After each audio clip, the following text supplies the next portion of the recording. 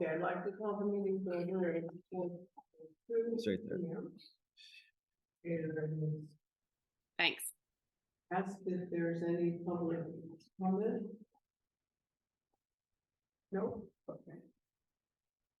Approval of the minutes, approval of the minutes of the regular commissioners meeting of October the 11th. Could I have a motion for that? Okay. You second it? Yeah. Okay. No corrections. And the special meeting on November 1. Any corrections to that? No. Okay, all right. And we have a second. Okay, thank you. So, Patty, oh, good, you're here. Hi. Hi, good afternoon, everyone. Hey, we're ready for you. Yes, ready to roll. Okay, so today we have the November warrants that total $51,791.56, along with the total for payroll, which is $20,631.46. That includes Chief Carlton's salary of $5,707.92. In addition to Assistant Chief Shields' pay of $3,433.34. And there was one event for each of the commissioners and the board secretary. And the total payout for the volunteers, including the warrants today, is $13,554. And the October financial statements have been handed out for the board's review. So today I'm requesting the board approval for the warrants and payroll as presented. And let me know if you have any questions. Any questions? Let me, any questions I'll do, about any of the additional expenses? yeah, I'll discuss the 24,000 one. I thought maybe that would be your problem. Up there. So Across the Street Productions, that's an AFG grant that we were provided. Okay, so that's grant money that's showing there, but we have to show as an expense. And that's for another Mayday class, firefighter safety, firefighter down, saving our own class. So I received that through FEMA, but that's all grant money, just so you know. Yeah, we didn't get the $350,000 for our radio, but they gave us the $24,000 for a class. Well, that's better than not at all. Yeah. Okay. The Warden Bodie, the 2,800, that was for a new washer dryer here in the fire station. So we bought a new washer and dryer for the fire station. Flow MSP is a pre-plan online application. That's how we pre-plan our buildings, pictures, hazards in those buildings and everything else. Pro Fire Emergency 3,300. That's 2 of our engines at this point.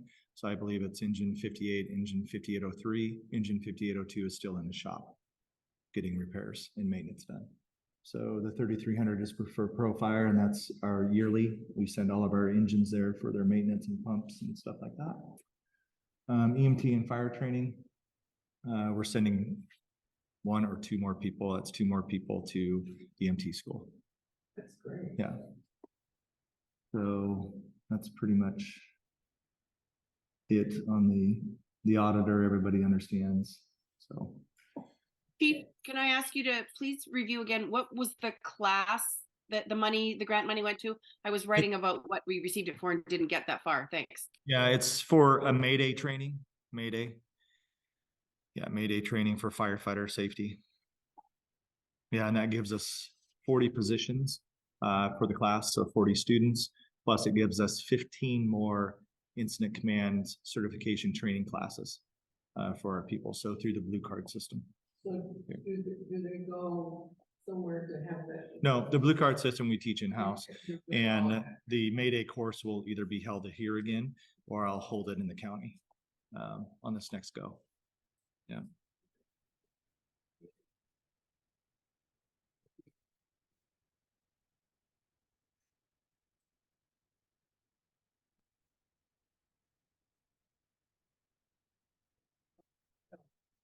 So you have made the motion that we accept the warrants for $51,791.56 and for payroll $20,631.36. And we all agreed to pay that. So that is taken care of. Patty, do you have Yeah. anything? Yes, I also have a quick budget update as of the end of October. We currently have 20.51% remaining in the budget for the remainder of the year, and that is compared to 23.68% as of October last year. Okay. Any questions about that? Thank you, Patty. Is You're that all? welcome. That is all I have until we get to the budget. Yes, thank you. Well, yes, let's get to the budgets. Correspondence? Thank you letters. So we had some thank you letters. Those cards you guys should probably read. One was from this month because of the search operations that went on in the family that was involved with that. The wife actually donated money to the agency, $500 to that. They were very, very happy that they were able to get their father home, even though it wasn't the result that we wanted. But he has returned to Canada now, and so he's home at this point. But other thank you cards for home services and things too. So those cards, I'm sorry, I don't have those available for right now, but they're in my office. So that's the only correspondence that I can remember. It's been a difficult couple weeks, so that's what I can remember at this point. Thank you. So your report, Okay, so Chief's report. and do we have a copy of that? No. It was sent to you by email. I didn't print it off, so if you would like it, I can print it off for you.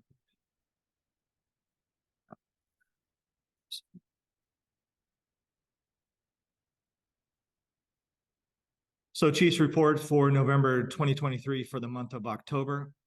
Looks like point of interest or information, looks like we're successful on our levy. Would like to thank the community of Point Roberts for supporting us and our vision for the future of this agency. All engines have gone in for maintenance during the month. Engine 5802 is still out as mentioned. It had a lot of repairs that needed to be done on odd things. So they're trying to accomplish that for us. We had a successful haunted house as well. We were able to increase the pulse rates on most people that came through our little training area here, and had some screams both from adults and kids, so that made it fun. Next year, I'll just preface this, next year, I hope that it's an incredible, we're going to put, well, I'm not going to tell people what we're going to do, but next year the maze is going to be much more elaborate. So how many people do you think we had? Do you have any idea? we had over 100, I want to say between 100 and 125 that rotated through. And I know we had over 100, somebody counted over 100 people. So, Okay. yeah. Again, engine 5802 right now is in for maintenance. I'll tell you, I should have put that down, but brush 58 is out of service right now. And is having difficulty starting, remaining charged. And the steering column has a lot of play in it that we've tried to get fixed in the past. We have probably 4 inches of play, if not more, before the tires actually turn. We've taken it to Dodge multiple times, and now we're going to most likely take it to a private mechanic that may specialize a little bit more, have more interest in fixing it for us. But since the levy has passed, that truck most likely is going to be replaced. And we'll be purchasing another truck to be our plow and also carry our wildland skid in the back of it during the summer months. So that's 2001, is that correct? 2001. So it may be a good utility pickup for us, but to be driving it on the streets and stuff like that may not be the best ideas if we can get what we need fixed. Right now it's out of service, so it's not even able to respond to anything at this point. We still have 40 members. Our roster really hasn't changed. 25 Canadian, 11 Point Roberts for County, 3 paramedics on staff, including me, 13 EMTs, which 5 advanced EMTs, 1 ambassador, and we have 30 firefighters of those 40 members. Volunteer hours, we still are not able to pull volunteer hours from our new reporting system. And they're supposed to be going online with a complete revamp of our platform. So I'm hoping that it's more robust in reports that they're able to pull. Whether that goes in place by the end of the year, we know how that type of stuff works. But hopefully starting up next year, we do have WSRB will be coming back out to do an insurance rating adjustment, hopefully up again, that we improve our insurance rating again. We went from a 6 to a 5, and hopefully we can go to a 5 to a 4 for our community this year. I plan on going, depending on personal things, I plan on going to Alabama Fire College again in March and acquiring my fire inspector credentialing. And that holds good point value for WSRB. I already received my fire life safety educator credentialing, my fire life safety educator 1 and 2. And that has point value for WSRB 2. So I'm hoping that I can help by getting that credentialing. I can help potentially for sure maintain our rating at 5, if not improve it to a 4. So we'll see. Volunteer payroll, if everybody was getting paid, is $15,084. Combined chief hours, I worked 183 hours in October. Chief Shields 122.5 for a combined 305.5. We had 39 calls in the month of October. We had EMS, 15 calls for EMS. We had 3 airlift calls. It was busy for air transport, and we had 12 no transports. So we did not transport anyone to the hospital last month.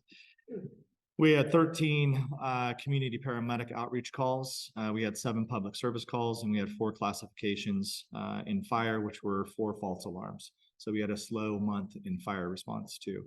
But overall, we had 39 incidents to the community. So that completes, that's probably my easiest report I've had to do in a while. But that completes my chief's report for November, for the month of October. I'll take any questions that you may have. Any questions? These 2 guys don't talk. Okay. Let's move on to unfinished business. Oh, correspondence. Correspondence we did. Yeah. Unfinished business. We need to, how do you want to do the budget? Are you going to do it on the? Yep, I'm gonna be doing it up here. Okay. So I actually have the 2 screens, so I'll probably sit here and do it from this, but it'll project up here. Okay. So we'll do, Patty, what do you want to do first? You want me to go review the budgets and then go over the levy information? Yes, if we could do that, and then we'll do the resolution last, Chief. Okay, so we got the most up-to-date information from the county by Kathy for the assessed valuation of Point Roberts. Everybody has seen tax increases, obviously, and their cost of their homes went up, which is great for sellers, bad for buyers, especially with the interest rates we have this year. But the new valuation will go over, and I'll have to start with that because it affects the operational budget. So thank you, Point Roberts, for approving our levy so we can continue with our mission and the future vision we have for this community's emergency services response. And I'll pull up the budget comparison. So I'll pull up.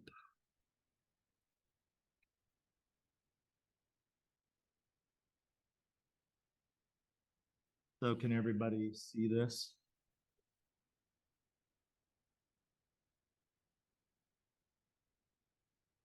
Linda, you can see this? Okay.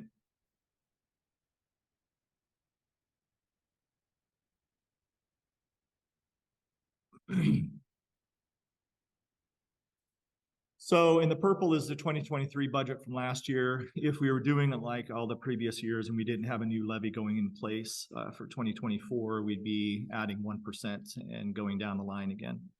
But since we have a new budget coming in due to the voter approved levy lift at $1.14, things have drastically changed in our financial situation, and is going to be allowing us to do a lot of great things for not only the community, our response, but also the members who provide that response and our volunteers that we haven't been able to do up to this point.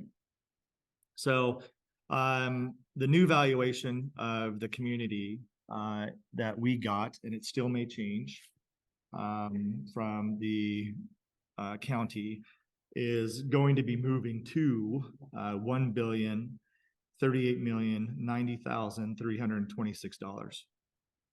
So from 935 million, which is current, it's moving to $1,038,090,326. Now that hasn't been finalized by the county council yet or anything, but those were the best numbers we had and recently provided by Kathy Ziegler or Zieger? Patty? Ziegers. And what Yes. office is she in the county? She is with the assessor's office. The assessor's office. So Patty has been talking to her about that. So calculated out, so the $1,038,090,326 calculated out with our $1.14 levy rate gives us a new levy base of $1,183,422.97. So that's where we're starting from for income. The hospital district rent, we took that up by 5%. That was based off of the CPI from Seattle, Tacoma. And I believe it was a little bit more than 5%, but we brought it back down to 5%. We were comfortable with that. So I gave that information to Barbara Whalen today, that the new hospital district rent will be $19,718. Fire service contract fees, about $300. That's what the county pays us to protect all of their parklands. Up here, interest on investments is an ongoing approximation, but that's what it's been averaging, so $4,500 there. Burn permit sales we moved to $0 because one of the first resolutions that'll be placed in front of our commissioners out of two that we'll start off with next year will be to remove the fees for burn permits and to also remove ambulance billing fees as well. So those are two resolutions that will be presented to you in December, but that's why we went down to $0 on that. And again, if we don't go down to $0 on that, you guys decide to keep the burn permit fees, they'll still have to have, probably have what will be designed as a yearly recreational permit, a yearly residential permit, or have one permit that encompasses all the burns and has the information on it. And they'll still have to come by the office, be educated, but there will no longer be a cost to that.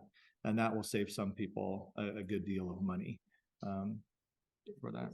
The amount that's in row F. Yeah, so row F is what that adds up to. So the 19,000 plus 300 plus 4,500 adds up to $24,518. So that's the additional revenue. So I'll be talking about that when we get to the levy specifically, but we're just going over the budgetary changes. And there's some big ones that I'll be going over because of the new levy that's being put in place.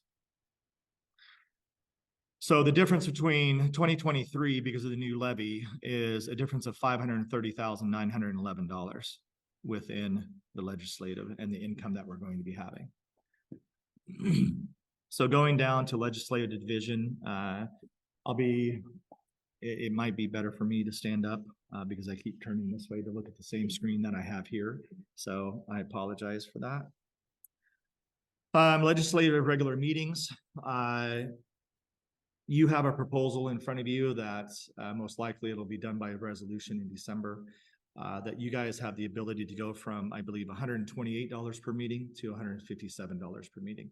And that is allowable by RCW or the states somehow that the commissioners can go up to that. So you're getting a raise for the coming year. And we normally do that by resolution just to make it more official that you guys choose to do that, I believe. But that'll be your increase. So we put that in here, assuming that you'll most likely take that increase. Special meetings went up $213. We have 12 regular meetings, and we're averaging around 3 special meetings per year on a normal year, but last year we had quite a few because of the budget. So that line item went above and beyond. But I believe that's signing up for 15. Is that 15 meetings, Patty? The special meetings We are a have- total of 9. Okay, 9. 3 commissioners times 3 additional meetings per year. Yeah, sorry, I didn't do the That's calculation. okay. But yeah, I had it different in my head. FICA legislative commissioners, that went up by $75 because of your potential increase. We're taking Linda on your approval from $200 a meeting to $250 a meeting for her services as the secretary of the district. She is actually technically an employee, I believe, of the district. So with your approval, we'd like to take her to $250 a meeting. FICA medical had to change for her as well. The audit went down to went to 0 from 10,000 because we just completed an audit. Legal stayed at 5,000. Any other changes that I'll go through? We increased the insurance by 3%, I believe, to 45,000. Professional organizational dues, we increased that by 500, and election charges, because we believe that one of you commissioners will be coming up again next year, potentially Pat. We'll have to check with the county on that to see if any of you are coming up for election again in 2024. They're usually offset by 2 years. So I don't know if anybody will be coming up, but we left that in as 1,000. Now, if that's not used, obviously anything at the end of the year goes automatically into capital reserve or into the accounts that you guys so choose. So the difference in that budget from the previous year, actually it went down $2,900. So we gave up some money in that division. So on your approval, my salary would go from $68,495 to $72,000. I have not gotten any type of raise this year. So next year it would incorporate into like a 2.5% raise this year and a 2.5% raise next year for a total of 5%, because that's a 5% adjustment for 2024. But again, that would be this year and next year. That would start in January. That would be in January 1. That's correct. So that's an increase of 3,500. Assistant Chief Shields, I'm taking him from 41,200 to 42,675, which is a 3.5% increase. Patty Markell, Finance Manager, she's going from 13 to 587 to 15,000. That's a larger increase for Patty because she hasn't had a raise for a couple of years. So we decided to take her up on your approval.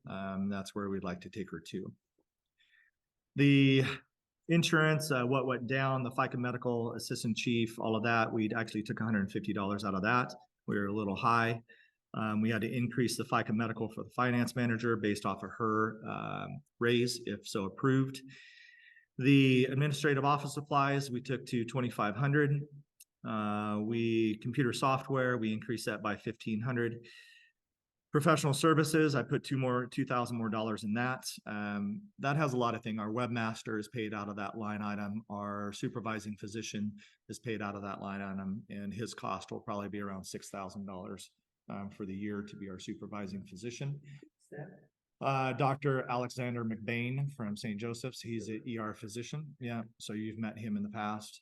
The MPD of the county is Marv Wayne, but agencies that provide drugs and stuff like that we do, and we provide paramedic care. We have an intermediary between Dr. Wayne and this agency. So to give you an idea, the cost of District 7's medical supervisor or supervising physician is $2,700 a month down at District 7, to where ours is $5,000 to $6,000 a year. So I think we're getting a pretty good deal from Dr. Bain for his services. Also, I come underneath his DEA license, so that's how we were able to carry our narcotics up here for pain management, sedation, paralyzation, stuff like that. That's great. Systems Design is our ambulance billing company. Since we, upon your approval, may not be charging for ambulance billing, we took that cost line out, and we zeroed that out because we wouldn't owe them any fees per transport at that point. We added $300 to the communication tower contract. That's with the Whidbey Telecom. The $500 got added to volunteer recognition. We added $1,500 to travel and conferences. Advertising, we brought up to $2,000 from $1,500. Printing, we added $500 to that. Public relations, I added $700 to that. Brush 58 repair and maintenance, which is our red truck out there, we took that up to $1,000 because we're going to have to do some work on that coming up, and some of this budget may be used for that. If we get a new pickup truck, it'll still be labeled as Brush 58, and this line item will stay, but it'll be for a new vehicle if possible. Office equipment repair and maintenance. So this is a big jump, $4,400. We have to buy a new copier. So copier that we got through a community grant. The grant is still available. We can get a big discount. It's not a grant, it's a discount.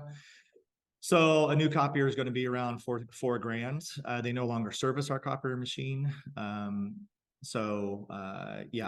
so that's where we're going to be going, is probably to, oh man, I got that when I first came on. So I'd have to say 2013, 13 or 14.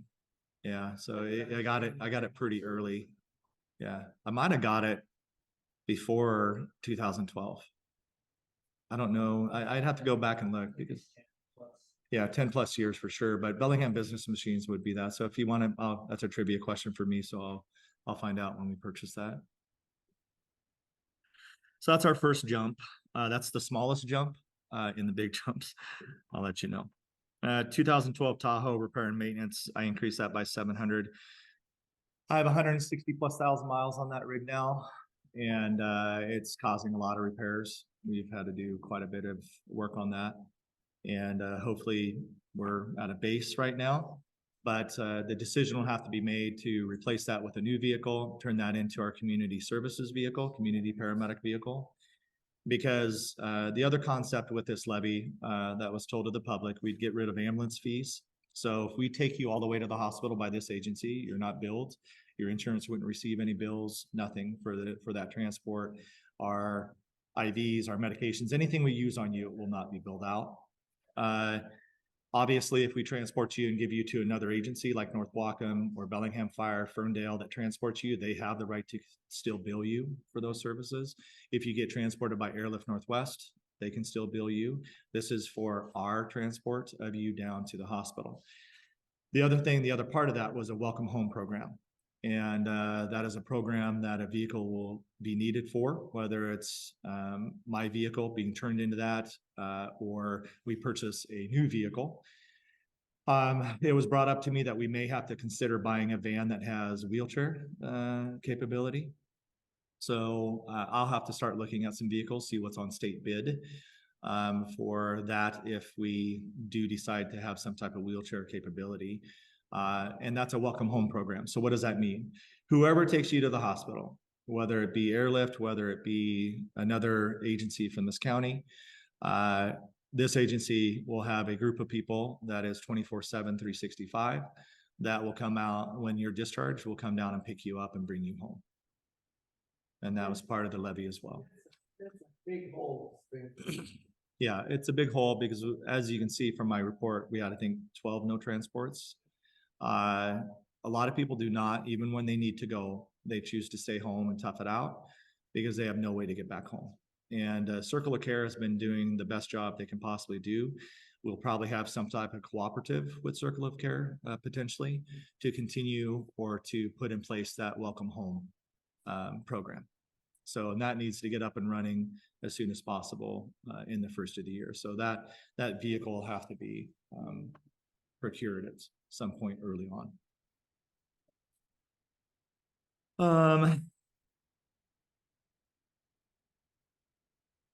That's it. Okay. So the difference in that is an increase of that division, which is the administrative division. We have an increase of 18,353 over the previous year. A big jump was in the volunteer stipends for firefighters. This is going to allow me to potentially bring on more volunteers, more firefighter personnel, and also to staff more firefighters during the summer, because right now the summer is our most dangerous month for wildfires. And I would like to have a day staffed firefighter from May to September, potentially, and to bring on new people and have more opportunity for people to staff those. Right now, without Bilton being here, John and I would be the firefighters within the district. Bilton is a firefighter as well. So we have 3 firefighters. If we dropped a structure fire right now, we'd have 3 firefighters available at this point. Tonight comes on our weekend duty, so we're going to have 4 to 6 firefighters coming on at 6 p.m. But during the day is our hardest time. So I'm hoping to overcome some of that, maybe staff up with our firefighters as stated in the levy proposal, and improve our day coverage time with firefighters. So you're going to see the same type of jump within EMS. The wellness program, bringing that up 4,500, and be able to provide more physicals, a respiratory program for our volunteers, and potentially purchase some more equipment for our gym and have more accessibility there for fitness. We decreased the COVID testing down to $7,000, or down $7,000 to 3,000. So I still left a little bit in there in case we have something happen, that we have a buffer there, and we can draw from that line if necessary. Marketplace, we increased that by 1,600 due to the cost of food and supplies. Firefighter accountability, we increased that by 1,200. So a big thing that we want to change that we haven't been able to is make sure everybody has pass tags, which are these little teeny tiny tags that have their name on them. And those go on their helmet, and they go on our pass boards inside the vehicles. So what happens is we know who is on every single vehicle, right? So we can track those individuals. It's not electronic, it's old school Velcro, putting it on the tags. But we haven't been able to keep up with the pass tags on our personnel. So that's something I want to do. And also some other accountability issues with identifying people, because if we have a Mayday and we don't get to know what rig they're on, they're unable to get that information out during the radio broadcast of their Mayday, then we can look at the pass tags that the incident commander has, and they go, okay, so-and-so is on engine 58. We know it's so-and-so, they're on engine 58. So that's who we need to contact on that. And it seems like a simple thing, but it's actually a very important thing when it comes to firefighter accountability and safety. So we're going to do some work there. Tools and equipment. I brought that up by $37,000.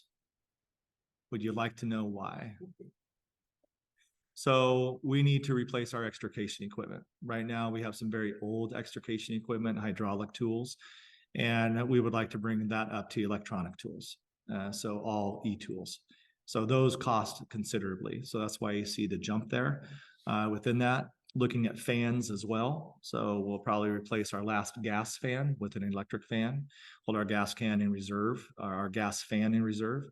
And then we're going to upgrade some of our thermal imagers. So during the search efforts, we noticed that our big thermals that we have on our big engines, 5802 and 5803, their batteries are down. The screen resolution is very, very poor as well. And those are quite old. So we're going to replace those with new thermals. So we have the best technology. Again, I spoke of it earlier in some meetings and stuff. Sometimes I have to have different technology and better technology than other agencies, because I have to overcome the lack of personnel that we have with that technology. And so people might wonder why, we have to have, new thermal imagers. Well, number one, it's to find you inside of your house when it's on fire and you can't get out. So that's the primary purpose.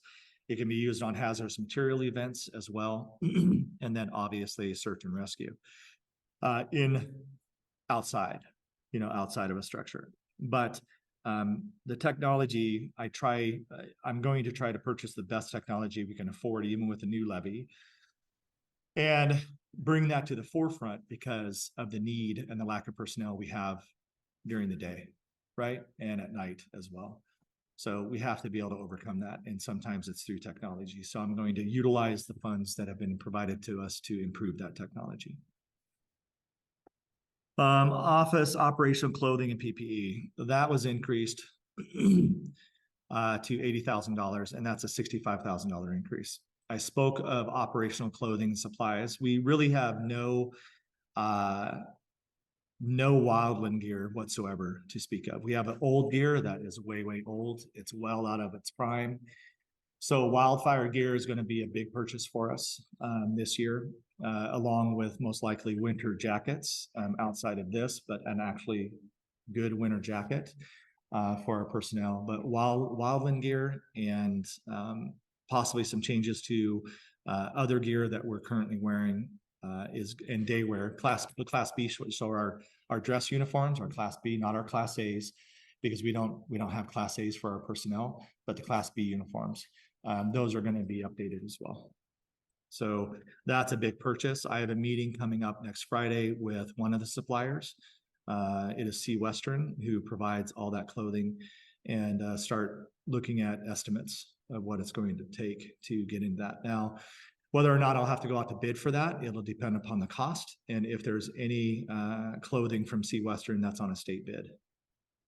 So if I go with state bid, I don't have to go out for RFP because it's already been bid. So hopefully in the first quarter of next year, we'll have some type of roadmap of what it's going to take and what gear is going to be purchased. We'll have samples sent up here for our people. A big thing with our females is that they fit differently. So I want to make sure that we're purchasing female specific pants, shirts, those types of things within any of the gear changes that we have. That will also overcome hopefully any of our bunker gear that with our new people that we're going to be pulling on, bunker gear purchases for them too, if they don't fit current gear that we have. Going down, fuel, I took up to 19,000. Reason why I took it up to 19,000, increased it by 3,500, because we may be adding 1 or 2 new vehicles into the fleet. So they're going to cost in fuel.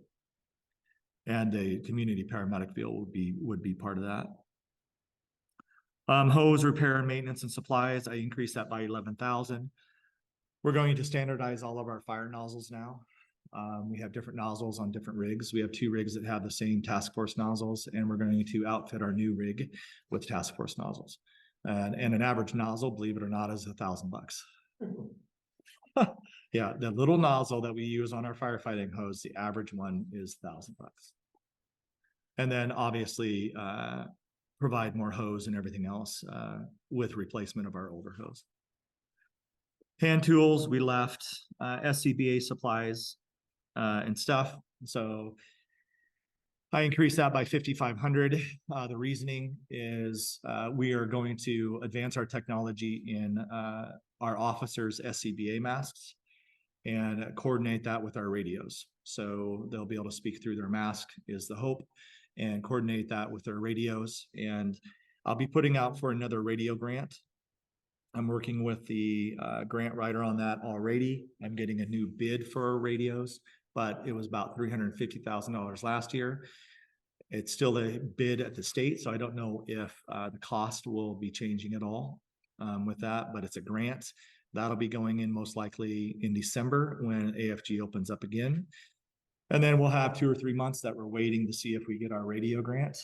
If not, then we'll have to decide if we're going to move and utilize reserves to purchase new portables, new mobile radios, and a base radio set here. Because, well, I want to say our grant was for 20 plus radios, and that our handhelds, the ones we talk out of our rigs with. So I'm sorry, I don't have that. I don't want to give you a really bad wrong number. So I'd have to go back to the grant and calculate that out again for that. But it involves batteries, chargers, every radio that we have being replaced, because our radios are no longer serviceable by Motorola either. So they're out of date. We'll be 2 years out of date, I believe, now for AFG standards. I'm looking at potentially putting in for another ambulance grant, because we didn't get our radio or ambulance grant last cycle. And I'm looking at putting in for that ambulance grant again to give it a second try to see if we can obtain. Hopefully we'd obtain one of them on a second try, but again, if we don't, then we have to start looking into reserve capacity to move into purchasing a new ambulance and also new comms. So that'll be a discussion in next year. But we want to upgrade the tech within our SCBA masks for our people. Host testing went up 1,000. That's just cost of doing business. $6,500 increase for pagers, radios, and supplies. Looking at potentially getting, we have to acquire more pagers, but maybe changing out to new pagers of a different design and replacing half of the pagers that we currently have. And the radios, repair and maintenance and supplies, we break antennas. We have to replace batteries on the current radios that we have. So that's why that cost is there. No big other costs except until we get to disaster preparedness. I increased that by 5,000, and that'll be working with the prep organization as well. But purchasing 25-year shelf life meals for the community and those types of things. Over the years, I tried to purchase 2 or 3 containers of meals that have 20, 25-year shelf lives in case we have a big disaster here and the food bank is overwhelmed. That will have some type of food storage here for the immediate use of our community. So I'd like to try to beef that up a little bit. And then obviously disaster preparedness, there's other things that come underneath that umbrella for public education and those types of things. So the increase to that budget line was 100, or that division is 154,000. Moving into suppression training division, operational supplies, I increased that by 1,500. To buy more props, I would like to buy a blue door. It's called Blue Door. It's a forcible entry prop, and it's an actual door that our people can be trained on and practice on to force doors of any type in the community to get into commercial structures or residential structures with the least amount of damage possible. So the blue door is something I would like to acquire or something similar to that. $6,000 increase to live fire training. It was last budget that we did on November 1st. It was like 8,500. We increased that up to 10,000. And the reason for is that I'm thinking about renting gear from the JIBC this year, so we don't have to take our firefighter gear to them and then have to come back here and wash 30 pairs of gear with our septic system, because that's what we have to do. So they'll rent it to us, but I added a little buffer there for live fire training to see if we can get SCBAs from them and also bunker gear to do our live fire burns at the JI. Why did we move to JI? Because Station 12 down in Bellingham on Mount Baker Highway, their burn room is indefinitely closed until they decide to repair it or build a new building or whatever, but they are no longer burning in that building. So it was either JI or go to North Bend. Or what? Go to North Bend. Oh. And North Bend's a long ways away. So JI is basically within the hour. And technically, if something big happened here, our people could respond back and become part of that incident.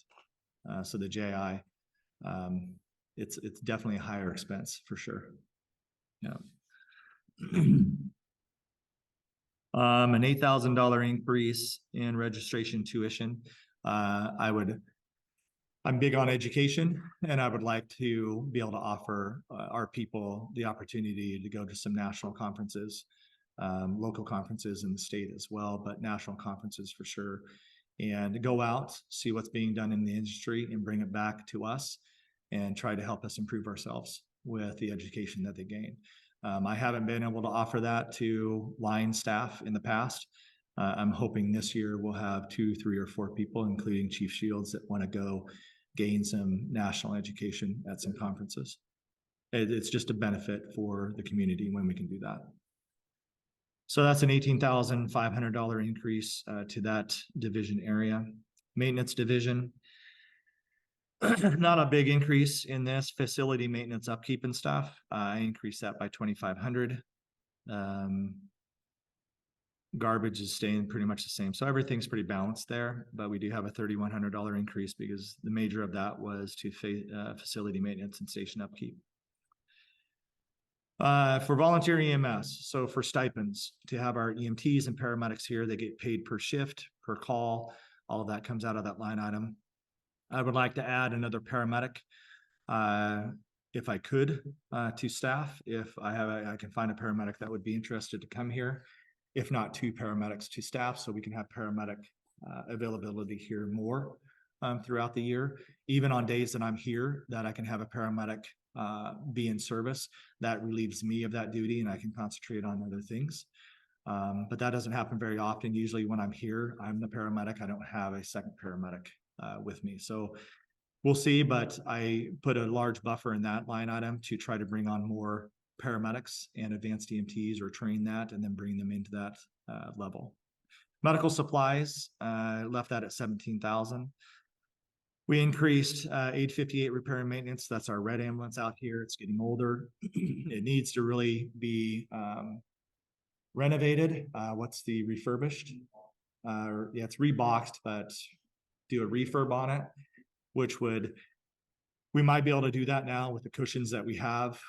It would be rechassied, meaning we put a gasoline engine, most likely, get rid of the diesel. Everybody's moving to gas engines in our ambulances now, even though diesel engines have longer lives, just for cleaner burning purposes. So District 7, I think we have a couple diesel ambulances left, but those are going out with the remounts. It's called remounting. So we'll have to look at that next year if we're interested in that. But it's needing more service because of its age and how we use it. So that line item had to increase. 85802, we kept that. That's our white ambulance. I kept that the same because it's not used very often. Plus, the hope is that we're able to replace that this coming year. So it would be surplused out or turned into our, I don't like discussing this, but it would be turned into our Cascade system potentially and our hazmat vehicle. And that would free up Scooby-Doo. And then John gets a smile on his face because he likes Scooby-Doo, the orange van, and he wants to buy it. But Scooby-Doo is kind of an item here. The orange van, I mean, people love it when they come here, and it's kind of a commodity for the district. So I'll have to have those discussions if we're fortunate enough to get a new ambulance this coming up year. Battalion 58 is Chief Shields rig. We left that at 3,000. $2,200 increase to the defibrillation maintenance contract. So November 1st, I explained that our defib contract, every AED, automatic external defibrillator, life pack, are really advanced monitors, those types of things. They get serviced every year. And last year, our contract was $6,700 to have a person come up here, go through all the mechanics, replace the screens, replace anything that's broken, update the technology that's inside of them.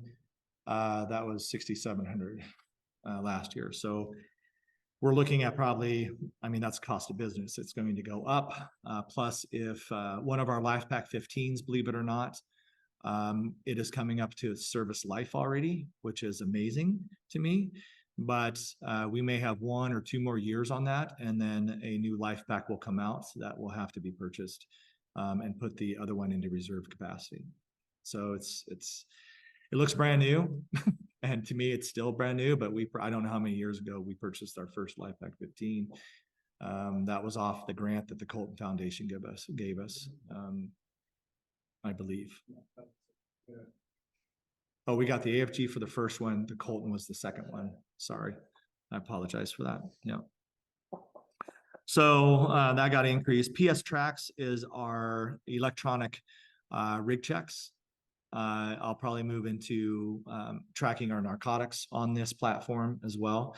But all of our rigs, every piece of equipment that is on those rigs is in a computer program. So every day, every week, we go through every single rig. We go through a checklist, making sure everything's there. Nothing's expired. If something's missing, it gets reported to us so we can track it down. So that's common throughout career departments and volunteer departments. We check the rigs, we check our medical boxes, we check our oxygen tanks, we check everything. If you opened up a rig, everything that's on that rig, we check on a weekly or monthly basis. And PS Tracks is the reporting platform that we currently use for that. EMT training division. So that division increased by 24 grand. EMS training division. We increased a lot of things because we have a lot of training that I want to offer to our EMTs. I got trained as an instructor in a new course, geriatric emergency medicine. So it's called GEMS, GEMS. And that's a new course that I'm going to be starting to offer in 2024 as an instructor now. And the benefit of that is that the majority of our population here is geriatric. And I don't mean that, don't look at me that way, all of you here, but to offer a national course and to offer the curriculum that's going to be and the education that's going to be gained and provided through a credentialing course, I think is very important to help our people understand the needs of understanding our more senior population, because things are different, right? Usually we have polypharmacology, so a lot of medicines are taken by our senior citizens here, or people of, how would you like me to say it? People of more intelligence, knowledge. You're old. But so I really beefed up that area, including conferences. And then EMT training, I bumped that up 3,000. I would like to send more people. And our cost to send people to Idaho, this is the first year since 2013 that they increased the price for us. And so it's about $1,000+ more bucks for an EMT, advanced EMT, to go to school now. So I would like to get our EMTs bumped up to advanced EMT, 2 or 3 more trained at the advanced EMT level this year. And I have some interest, and then hopefully be able to bring on some new EMTs. Kate, 6'8", she's Kate 6'8", it kind of rhymes, but Kate, she's very interested. She's 6'8". That's why I say 6'8". She's 6'8", but she's very interested in joining this organization, along potentially with her wife, who is actually a drone pilot. She's a drone instructor. If we, yes, alternative motives. So hopefully that's a new person that would be coming on as EMT than any internal members that I have as well. And we had a young lady that showed up at practice last night that she may have the interest coming on in that capacity too. How many women do you have? Brittany's on injured. So one of our members became pregnant. She got pregnant, but she's had I can't say the word. She has hyper, it's when you vomit, hyperemesis. So it's a condition that some women get, and basically she has morning sickness 100% of the time. She's always vomiting, things like that. So she's on leave from the agency, but Eilina will probably be coming on as well next year. She's busy until through the end of the year, so she's very interested in EMT. So right now we have Brittany, we have Rebecca Goodwin. Who else? So right now we have 2. So Rebecca Goodwin and Brittany. And then we're looking at bringing on Kate, eventually Sarah, and Eilina in the new year as medical providers. And we lost 2 female firefighters this year to career hires. Yeah, 2. So they were on the organization, but we lost them because they were incredible and they got picked up very, very quickly with career organizations. Okay. So EMS conferences, I increased that line to encourage some of our EMTs to maybe go to a national conference, and then obviously increase their travel expenditures that they have. So that division increased 6,700. So overall, from last year to this year, because of the grace of the new levy, we're able to provide a lot more for our volunteers and stuff. So it increased $222,559.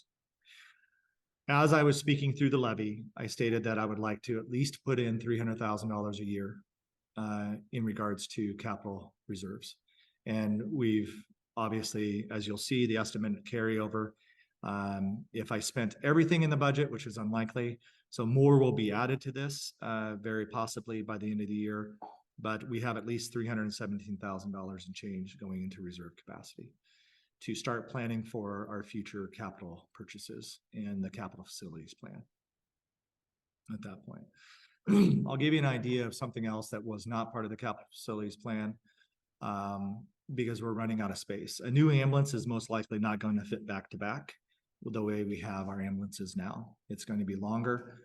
There's a potential, if we change the design of the ambulance for better compartmentation, more room, more comfort for our patients, those types of things, it most likely will not fit. John's going to measure all of that out.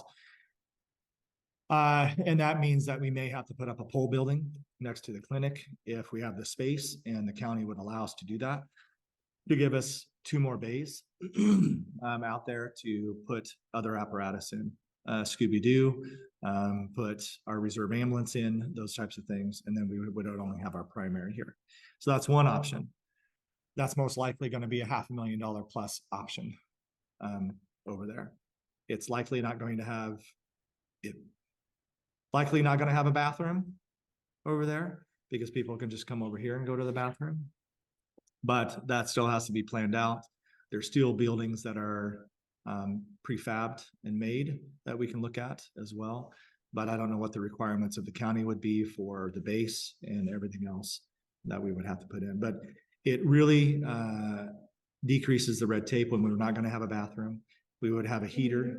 I mean, that's Yeah, because it's just really a big garage. okay.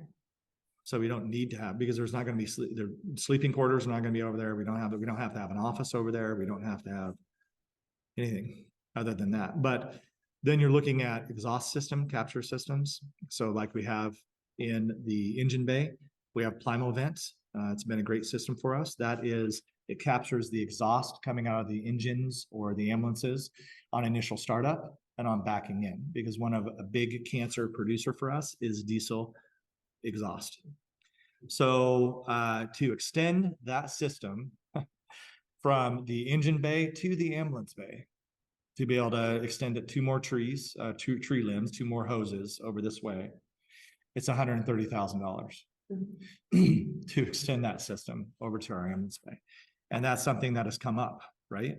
That if we're thinking about cancer risk and everything else for our firefighters, that's something we probably need to look into and move on potentially this next year. But that's a cost that's, wasn't planned for.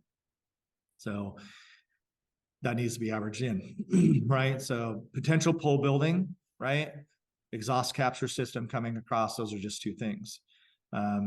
The RFP, depending on where it's at in our capital facilities plan, we obviously have a little more money coming in because of the valuation of the community increasing into our budget, which is a benefit because it'll help us do capital facility things sooner than later, potentially, and also allow us to put in more money, hopefully, into capital reserve to go overcome our $500,000-$600,000 purchases when we get into our engines needing to be replaced.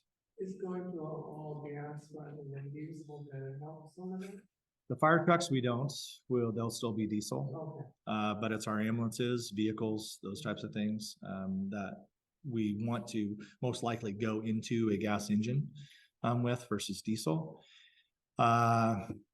So this has opened up, further discussion, but yeah, now we have the blessing from the community to improve ourselves for their benefits as well as ours.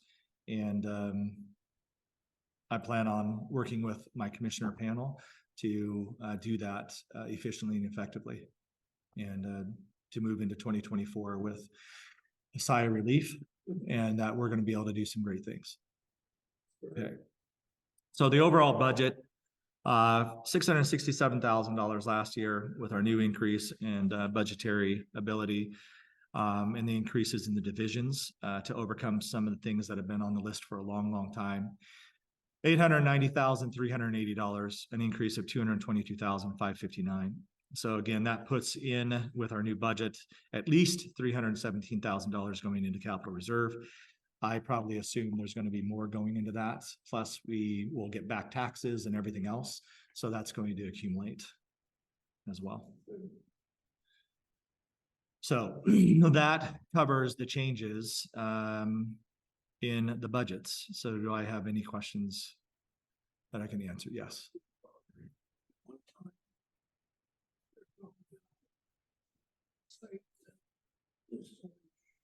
Yes.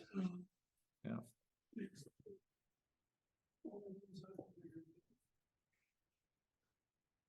Yeah, and there it's a vault that is 100% approved by Washington State. We wouldn't have to bury anything. We wouldn't have, they come self-contained.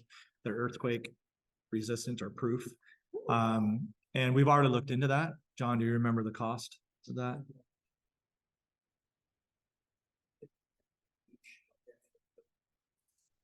Yeah, so 15 grand to get them. And then were they 250 or 500? 250 gallon unleaded, 250 gallon diesel. To have some type of storage capability here on site in case we get that quake and we don't have access to the fuel stations. So that would be nice to have on site, but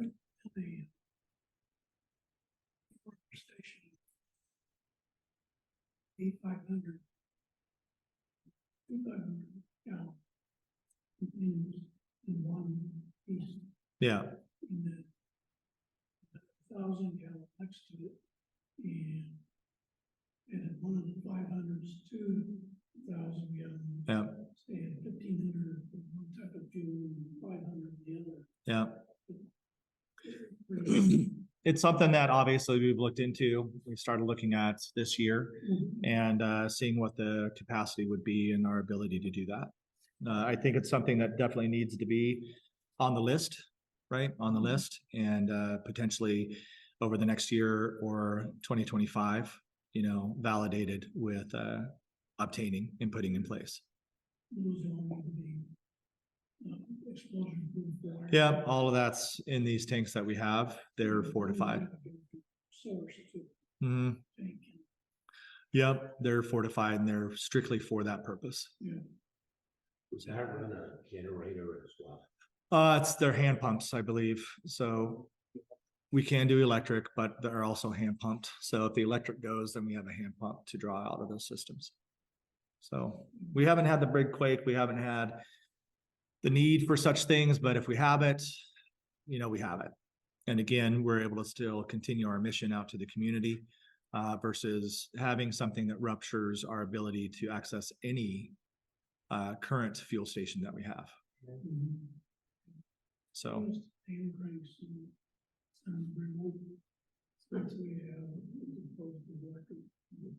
Yeah. Yeah. Yeah. And that's something we'd have to make sure that was. Say that again. Yeah. So that's why we chose 250 for each. Yeah. Any other questions on what I've just shown you here?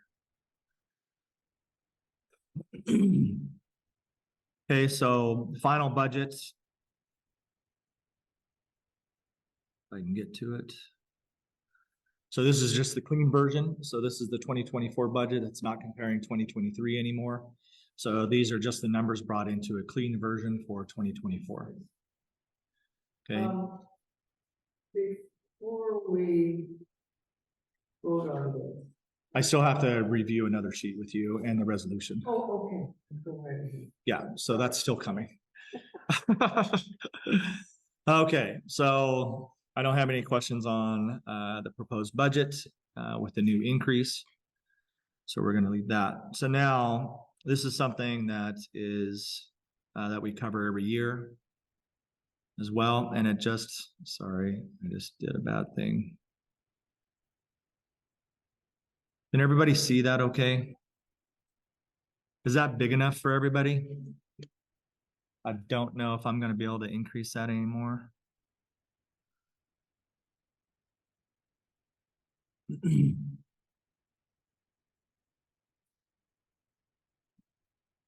Okay, so this was somewhat explained on going over the budget comparison. So we have a levy rate to the 1,000. Okay, so that's $1.14 levy rate times the new, what we have been currently given, our best number yet, okay, from Kathy and the county, that the valuation of the community is going from 935 million to over $1 billion. And that's gonna be $1,038,090,326. So again, I need to make sure the public understands that may go up or down depending on what the county council finally approves. So we had to take the number to do our budgetary, and it's based off the new levy rate approved by the voters of $1.14. That gave us the new income floor of $1,183,422.97. The other revenue was discussed. That's the hospital rent and those areas that came to $24,518, which gave us a projected funding of 2024 of $1,2940,97. So we just discussed the budget, which our operational budget with the increases and the things we are improving came to $890,000, $380.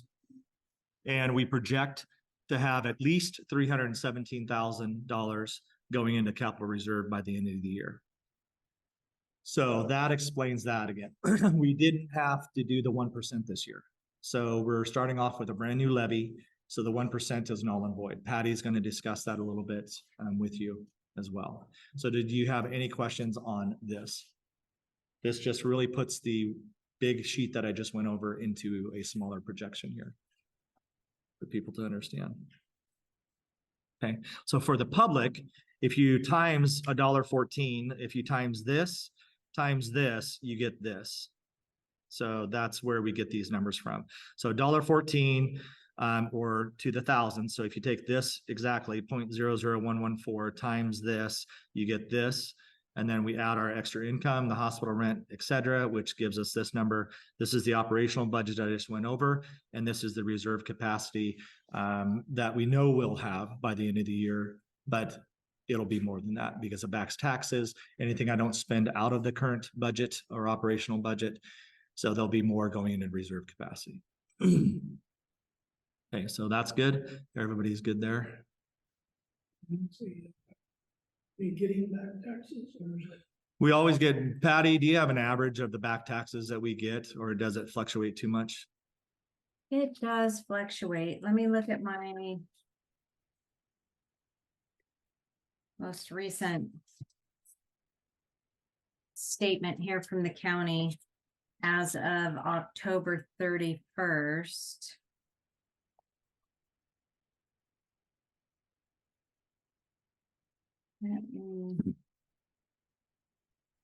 Roughly year to date for 2023, 20, 30, 47, we've received about $48,000 in back taxes.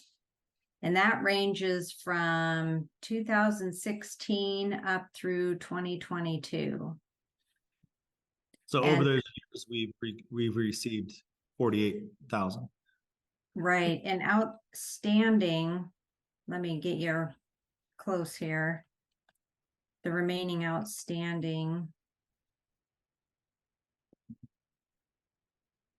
which is really comprised of 21 and 2022, is $41,595. So about, yeah, 41,600.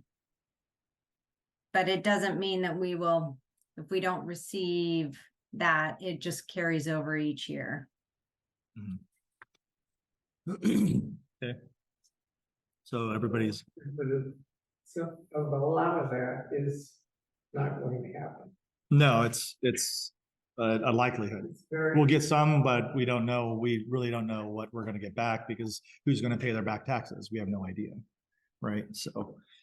Right. So just an example, since the bulk of the second half taxes were due the end of October, we received 14,000 in back taxes in October. So that was a fair amount, and it trickles in slowly throughout the year. Sure. So those aren't averaged into our operational budget. All of those funds go right into reserve capacity. So that I don't touch those. Those are above and beyond my operational budget. The budget that you approve is what I work within. Okay, and let's say something disastrously happens and we have the big events, we have to draw more from our reserves or whatever be the case, then I would have to come back to you and get I would have to come back to you, present what I would need in additional funding. That would have to be a change to the current budget and presented and approved. And then Patty would have to take those monies out of our reserves, put it back into my operational budget. If we had a disastrous event and I had to spend every dime and more to overcome whatever the event was. What's that called, Patty? My mind, I'm sorry, what? Amendment, thank you. The amendment, I would have to come back to amendment. I can't do that without the approval, right? Right. So, okay, do you want me to bring up the resolution, Patty? Yes, please.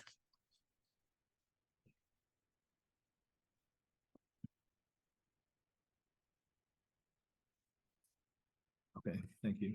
Thank you. So this year, unlike our previous years, normally we pass 2 resolutions this time of year. One, which allows us to take the 1% increase in revenue for the next year. I was notified by Kathy that since the levy lid lift passed, we are not required to pass that resolution because we're going straight to the $1.14. So that resolution is kind of void this year. However, I am presenting resolution 2023-02, which is the same one we pass every year. And it notes that it certifies the 2024 levy of $1.14 and also approves the operational budget for 2024 noted as Exhibit A, which will be attached to this resolution. So just to review this number, the 1,183,000, that just came from the last chart we showed, right? Because that's based off the $1.14 times the projected assessed value of the community as a whole. That's where we get that number. So that's our budgetary there. And then it also states that we're going to $1.14, which was approved by the voters. So we don't have to do the 1%. If you remember, we had another resolution that we had to approve or disapprove to allow us to take the 1% increase. This year, if we were having to do that, it actually, the 1% equals a 0.55%. So it only gave us around $3,300 in increase over last year's if the levy would not have been approved. So, but since we don't have to do that and we're starting out fresh with a new baseline, this is the only resolution that we have to provide the county for their approval to deposit those funds into our account. Yes, Now, thank you, Chief. Yeah. So let's say the assessed valuation goes up even more, or the assessed valuation goes down. The 1.183 will change, but the county it'll have to change at the county level, right? And we'll be told if the budget is the budget, but let's say it goes down and it can't give us that budget, then that would have to change. Does that make sense? Yeah. So if it goes up, we have a buffer in another document that has to be presented that you do not have to approve. We have a buffer of $50,000 because we have to say, okay, we're putting in a buffer of $50,000 more in case the county decides to go above the $1,038,000,000. So if they want to go $1,038,039,000,000 even, then that $1.14 is going to be worth even more money to us. But if we don't have that buffer built in, then we would not be allowed to have those funds provided to us. And it's common practice. Most districts buffer 30 to 50,000 on that. And our assessed value is in such a swing right now with the community and our properties that we put in the $50,000 buffer. So, you, must approve this resolution. Do you want me to read it real quick? So resolution number 2023-02, be it resolved by the Board of Commissioners of Whatcom County Fire District number 5 as follows. Whereas the attached exhibit A, which will be the budget that we just reviewed, and you also have to approve that budget, which by this reference is made a part of this resolution, is hereby adopted as the budget of Whatcom County Fire District number 5 for the calendar year of 2024.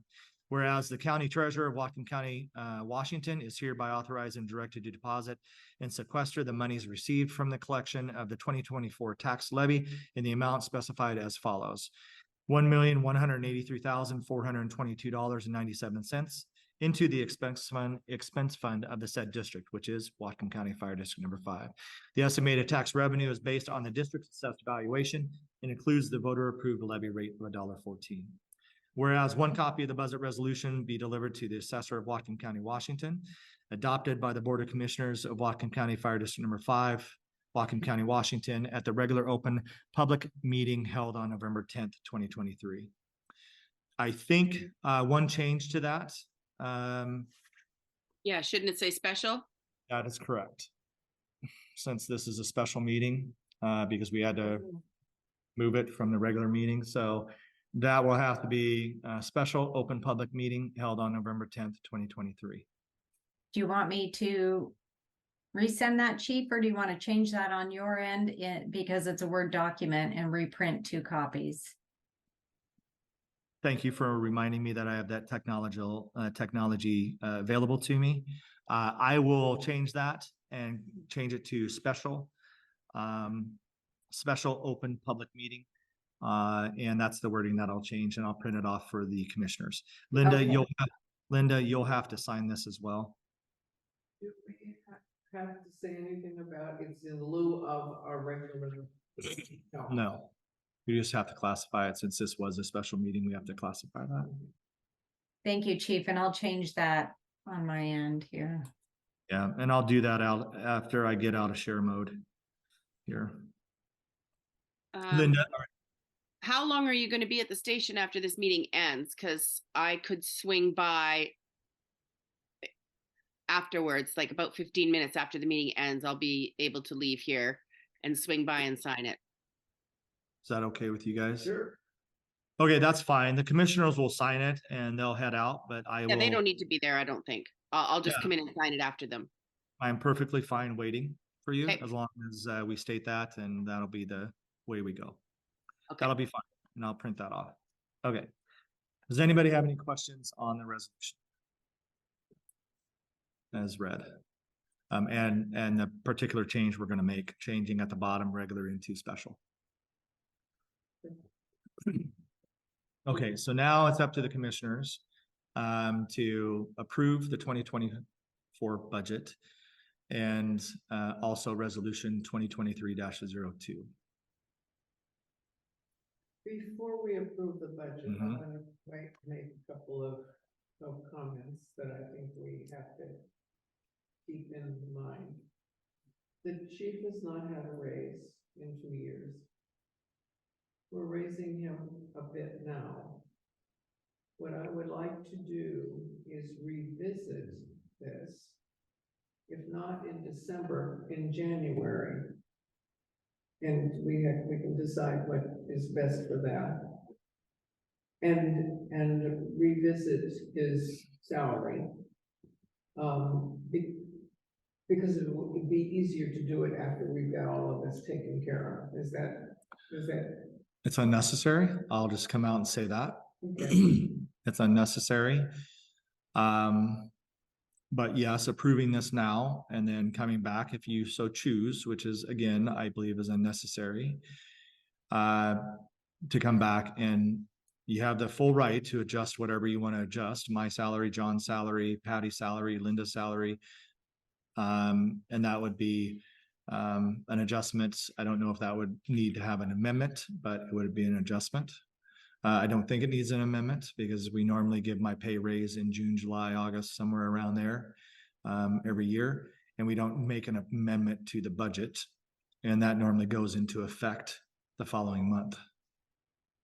So what you're saying is that don't have to do anything today. No, other than approve the Yeah. 2024 budget as reviewed. If you want changes to that, you have the very right to say, hey, go back to the budget. I want to look at a line item right now, and I may want to discuss the adjustment of that line item. You have the right to do that if you all are happy with the way the budget is presented, including the increases to the employees, the salary increases.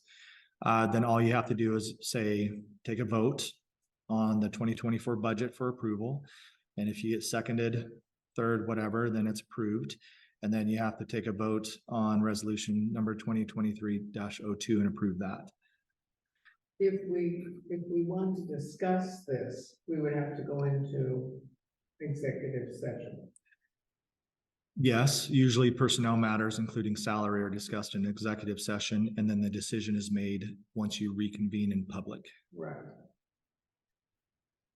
So. But we don't have, this is a special meeting, so we need to hold true to the agenda. So we can't change that. That's what- We don't have a special meeting on the agenda. Or executive session, sorry, executive session on the agenda. And we really need to discuss this, so. Do you want me to put an executive session on the December regular agenda? That's what I'm thinking, is if we do it in December, then we would have it already. So these salary increases will go into effect January 1. Right. So, again, it's your decision. You're my bosses, right? So but my salary, I think it's unnecessary to come back in December and discuss for January or February or March. Well, I think we should do it as soon as we can do it without causing a lot of. Yeah, so I guess, since we're discussing salaries here, salaries for purposes of the people who work for the district. I am full-time. I'm a full-time employee. The district a number of years ago decided to give me the left benefit for pension. So that was very graceful to have that, being a full-time employee. Not having it, not getting medical insurance benefit or anything else, that really helped for my future. I do not get any medical benefit payments or stipends or accrual from, sorry, not accrual is not the right word, but I don't get any payments to cover any medical insurance, because my medical insurance is covered 100% by my other full-time job, which is Ferndale, District 7. The benefit there is, what's the average benefit at District 7 for an employee, Patty, It is, on a yearly basis? let me say, this is probably a close average, probably about 19,500. Divided by, yeah, about close to 20,000, around in there. And is that medical only, or does that include deferred comp and everything else, or is that just medical? No, that'd be medical, dental, vision. Medical, dental, vision. And then other benefits I have down there, deferred comp, DCP benefits and everything else, which I don't receive here, and I've never asked for those here. So I wanted to explain where my salary, the 72,000, where that's coming from. So it's my full-time position, and LEF is paid from that 72,000. There's a calculation that's used, and the district pays that as well. So John is a part-time employee. He's contracted to 100 hours a month. He's given $125 as a medical offset a month, which is, I don't know, $1,600 a year, something like that, to offset his medical insurance costs. So whatever insurance he decides to buy on the open market, or that his wife has, or anything like that, they're able to put forth and to help offset that cost. So he gets a medical insurance benefit, not the full benefit, obviously, but he gets money for that. Linda is expected or contracted for her $250 a month for 5 hours a month. Is that correct, Linda? up to 5 hours. Yeah, it's flexible and I never count the hours. Right. So, but I mean, she's a true employee of the district, Correct. right? By RCW, I believe, is where that's set, or yeah, WAC at RCW WAC. And then Patty is our finance manager, and she's contracted for 30 hours a month for payroll purposes here, audit purposes. That goes up during audit because that's a lot of work. But she's contracted for 30 hours on this district at a salary of what we proposed of $15,000. So I wanted to make sure that's expressed and understood by all of you and by the community as well, how we're dealing with our different employees or members that we have that are being paid by this district, and where the money, the value of that money for those people. Yeah. Any questions? Okay. All right, so we'll accept this budget as planned. So make a motion. And then next meeting, we'll deal with the salary. Again, it's not necessary. That's what we're going to do. So Linda, I guess, put an executive session on the next meeting. So now, to finish this today, I need motions. motions to approve the 2024 budget as presented and also the resolution approving for 2023-02. She has to make it. I verbalized it. She really needs to verbalize it. And she, if I may interject, I think we truly just need the one motion and approval because this resolution states both items. Okay, so making a motion for to approve resolution number 2023-02, which includes the 2024 budget. And I so move that. Okay, Linda, that came out of me, but it came from our chair. And then we have approval by the other two commissioners, or at least one. Okay. What? I respond to this thing. Yeah, that's okay. So the change to this that will be signed by you, I need to change it, go print it off real quick, is changing regular to special. Right. And then so I'm gonna get out of stop share mode. I'm gonna do that. I guess you can continue the meeting or end the meeting, and I can go do that after the meeting, or I can do it now We don't have anything. on the agenda if there's anything else. We have new business. Does anybody have any new business? Oh, it's not new business. I can't say it because it's not new business. Oh, No, you want to go back to old business? no, because it's not unfinished either. Oh, okay, all right. Okay. Yeah, so I won't say it. So we're back to, we have no new business. And we voted on the resolution. And so I think we're at adjournment for today. These guys don't do these. Yeah. You know. Okay, all right. They're At 5:31 p.m. yes. We're adjourning this meeting at 5:31.